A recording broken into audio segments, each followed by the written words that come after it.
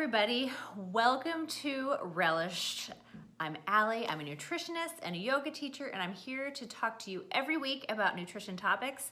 Super excited about this week. We're going to be talking about cilantro, all the information you need to know about cilantro, health benefits, why some people love it, some people hate it, and a recipe for Zhoug, which we will find out more later about what that is, but it's going to be really, really good. So, as always, if you have any questions or comments, please put them in the chat. I love talking throughout the show. Any questions, comments, anything you want to say about cilantro, let me know. I want to hear from you. So, let's get started. So, cilantro. Cilantro comes from the family of plants called Apiaceae, which also is known as Coriandrum sativum plant. And the plants that are the same as cilantro are parsley, celery, and carrots. So those are all in the same family. The entire plant is edible, which is great. The leaves, the stems, the roots, and the seeds are all edible, which is awesome. We can have all different aspects of it. So we in the United States call the leaves cilantro and the seeds coriander. Other cultures call the leaves coriander and the seeds coriander seeds. So it's a little bit confusing, but when I am talking about cilantro, I'm going to be talking about the leaves. And when I talk about coriander, I'm talking about the seeds during this show. Other places call, it's also known as Chinese parsley or Mexican parsley or Dania. Those are all different varieties. Some of us experience cilantro to be super refreshing and peppery and lemony and really delicious, but some other people think it tastes like soap, which I'm gonna go into way more detail later about why that is. And let's see what else. So that's kind of the background, the information about cilantro. A little bit of history. So cilantro has been found to be native in the regions of Southern Europe, Northern Africa, and Southwestern Asia. So a pretty big area. And cilantro has been mentioned in ancient texts from lots of different cultures, from India, Egypt, Rome, and China. So it's mentioned in one form or another. Folklore says that it was grown in Persia 3,000 years ago and was used as a fragrant herb in gardens in Babylon. So that's pretty cool. And it has been said, or I read that it's also used in tonics and cough medicines in India. So, speaking of India, what cuisines also use cilantro? India, I just said. There's a cilantro sauce that goes alongside samosas in Indian food. It's also used as a garnish. The coriander seeds are used in a lot of spice blends. They're toasted and mixed with other spices. Portuguese food, there is a bread and cilantro soup, which I've never had, but that sounds really good. India, we already said. Mexico, it is in lots of dishes. You can find it as a garnish for tacos and salads, and also in addition to guacamole. Argentina, it's in the chimichurri sauce, which is an herb sauce made with cilantro, parsley, other herbs, garlic. Delicious. It's found in Thai food, which it's in lots of salads as a garnish, also in Thai chicken dishes. And Middle Eastern food, Zhoug, which we're going to be making today, which is a cilantro sauce. I'm going to go into more detail about that. And it's also in Moroccan food. There is a sauce called chermoula, and that's made with spices, cilantro, and lemon. And then Puerto Rican sofrito, which is a mix of onions, peppers, garlic, tomatoes, some other spices. So it's found all over the world, all different cultures, and just delicious. Just delicious. I'm not in the percentage of the population that thinks it tastes like soap, but I know that some people think it does. Okay, I'm going to take a quick drink. Okay, so health benefits. I have 11 health benefits to tell you about, which that's amazing that this little herb could be so powerful in the health benefits. So, cilantro has been found to be an anti-inflammatory, which we know is a really good thing to be an anti-inflammatory because chronic inflammation can lead to health conditions like heart disease, cancer, things like that. And so if something's an anti-inflammatory, that's great. So cilantro has been found to be an anti-inflammatory. Okay, I thought I saw somebody write something, but I don't see it in here. Okay.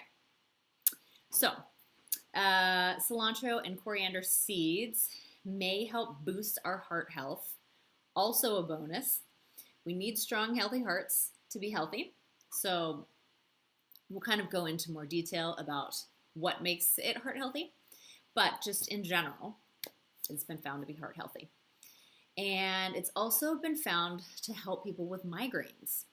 And there was a study done where a group that regularly got migraine headaches, one group took migraine medication and a coriander fruit syrup, and one group took just the migraine medication. And at the end of the study, the group that took the medication and the coriander syrup had reduced severity, duration, and frequency of migraines, which that is a real bonus. I have some friends that get migraines, and I know that they sound terrible. So maybe this extra little boost with the medication could help. Coriander seeds may help lower blood pressure, so that's a good thing.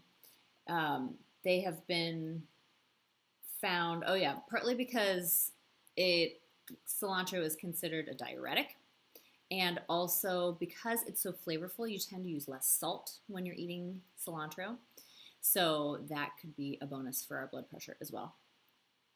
It may help lower blood sugar, so that's good. And coriander seeds are high in antioxidants, which, I love to talk about antioxidants. So all those free radicals floating around in the world and our food and the environment, if they enter our body, we need the antioxidants to get rid of the free radicals and boost our immune system. So that's good. Antioxidants are good. Coriander seeds may help lower cholesterol, which is also something that's good for our heart. And cilantro may help protect our brain health and also improve our memory. Good things. And it may help digestion and gut health. So there was a study done with people with IBS, the irritable bowel syndrome, and some people took a supplement with coriander extract and some people took a placebo. And after 8 weeks, the coriander group had reduced severity and frequency of IBS symptoms. That's pretty good. It's also been found to be a natural preservative because it's antimicrobial and it may protect us against foodborne illnesses from bacteria like salmonella. And coriander extract may also help prevent skin damage from UV rays. So that's good too. So many good things about cilantro. Who knew? So it's a great addition to food. We're going to be making a sauce today, which is super easy to make. So what's the best way to store cilantro? The best way to store it is to take the bunch of cilantro, cut the stems on the bottom just a little bit, just so that it's like a fresh cut. Put it in a glass of water. Put the glass of water in the refrigerator, and it will stay for a really great amount of time. And I wanted to say that I had a glass of cilantro in my refrigerator for probably a week, and I noticed it started getting a little bit wilted. And then I realized that I needed to add water to it because it had soaked up or consumed all the water. So I added water, put it back in. Within like an hour, it had perked right back up and it was ready to use and looked so great. So I would say it could last in the refrigerator for at least 2 weeks. and still be, you know, fresh looking. So definitely try that. Just a little pint glass or a jar or something, whatever, doesn't take up a lot of space, but it really, really, really helps. And that goes for other herbs too. I've done that for parsley. I've done that for rosemary. Oh, what else? I think basil would probably work for that too. I haven't tried that, but try storing it that way. The best way to store the seeds are in a dry, cool part of your kitchen, like the pantry, away from the stove and heat and things like that. So, some people love cilantro. And apparently it is genetic. So they say that the people that think it tastes soapy, they actually have some like receptor genes that make them perceive the smell and taste of the plant to be like soap. And it's only found in a small percentage of the population. I found lots of different numbers. So the range was like 4 to 14%. One place said 20%. And it really depends on the region of the world. So they found that places that consume a lot of cilantro tend to have fewer people that get that soapy experience. And places like Central America and India, where people do consume a lot, the numbers were a lot lower in people saying that they didn't like it. And they found that East Asian populations had the highest incidence of disliking cilantro, and that was about 20% of the population. So, some evidence shows that people that don't like cilantro could overcome this aversion by repeated exposure, especially if it's crushed like in a sauce rather than whole. But then some people also say, never mind, I'm just not going to eat cilantro because they just don't like it. So that's kind of the story. So it's genetic. And yeah, I just found that so interesting that somebody could smell and taste it. Two people could smell it and taste it so differently, but that is the case. Okay, so let's make some Zhoug. So Zhoug, it's spelled Z-H-O-U-G, and it is a spicy cilantro sauce. It's a Middle Eastern recipe, or Middle Eastern cuisine. It originated in Yemen, and now kind of is in more countries in the Middle East, and, you know, of course, now around the world. We're talking about it here on the show in the U.S. So it's a sauce. It's a spicy sauce made with cilantro, jalapeno, garlic, cumin, coriander, red pepper flakes, olive oil, salt. So this can be used as a dip for vegetables or pita bread. It can be served alongside falafel. It can be a sandwich spread. It can be put on meats or fish. We're going to put it on grilled chicken tonight. I'm really excited about that.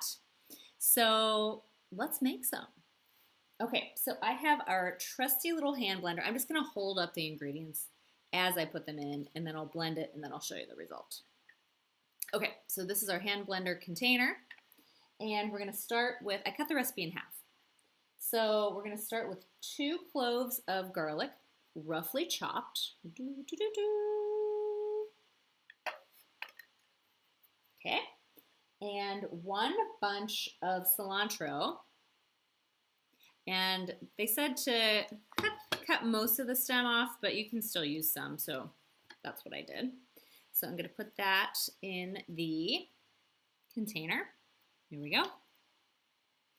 And then 2 whole jalapenos. So it says to take the seeds out, but save the seeds in case it's not spicy enough. So I have 2 jalapeno. I took the seeds out and pulled most of the ribs out too, because that also gives a lot of the spiciness. You never know about jalapeno, if it's going to be super spicy or just mildly spicy. Okay, half a teaspoon of salt. So I'm just going to use our trusty little salt mill here. And that's probably about 2 teaspoons. Okay. A half teaspoon of ground cardamom and about a 1/4 of a teaspoon of ground cumin. So I have that in here. There we go. I just have a few cardamom seeds because I didn't have ground cardamom, but a few seeds. And, okay, red pepper flakes. I didn't have the red pepper flakes, so I'm just going to put black pepper. Okay, peppermill, because I think it's going to be pretty spicy already with the jalapenos. And about 1/3 of a cup of olive oil. Pretty easy. Pretty quick and easy. Okay. Then I have the trusty hand blender. So, whoops. There we go. Right here. All right. Now I'm going to blend it. I'm sorry I can't show you, but it's on a table below. Looking good, though. Looking good.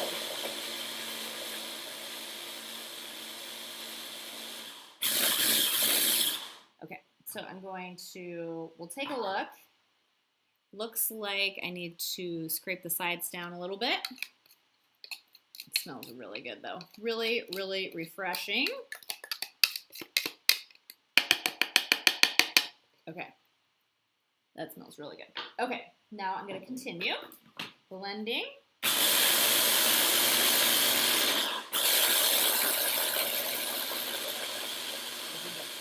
Looking good. Okay, so they say it's kind of like a pesto, kind of like a Middle Eastern pesto. Here it is. I'm gonna give it a little taste.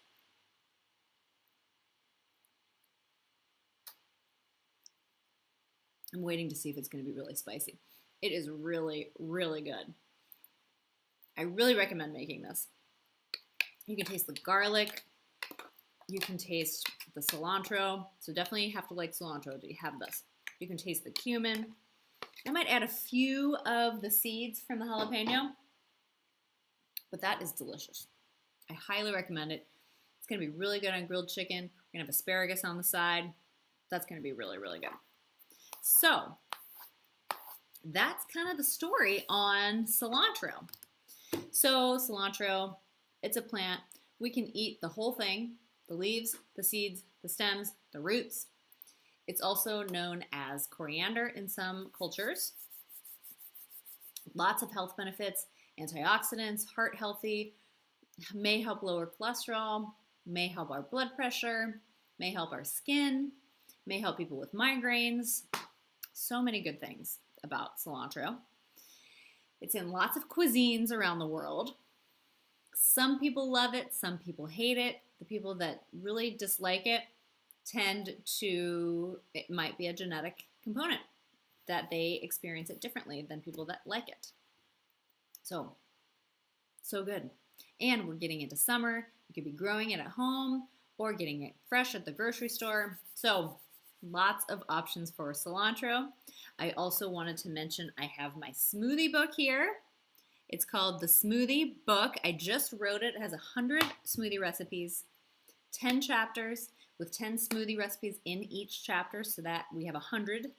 I'm going to put my website on here. That's where you can get the book. Allie Shercliffe,